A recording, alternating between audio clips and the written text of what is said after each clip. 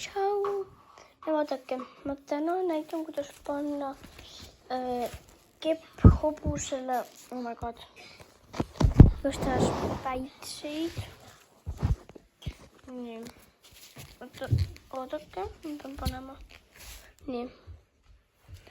Need jätad siia.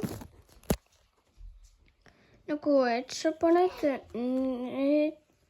Kui teil on, siis proovige esimesena nendega. Sest ma ei tee praegu teistega ja mul pole teisi. Siis ma vahetasin enda sõbraga ära. Need sa paned need siit. Ja siis siit paned kõrvad.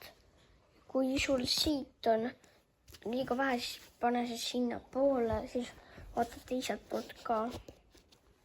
Peaks ta niimoodi nägema välja. Siis hakkad panema kõrvu läbi.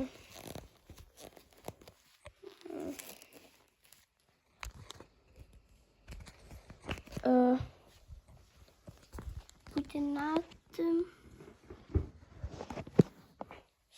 kui te ei näe, siis palun vabandust, aga näed niimoodi, siis tõmbad siit niimoodi kõrvad ära. Siis ta näebki selline välja. Ja vaadake. Ta näeb selline välja. Nii et tänaseks tšau!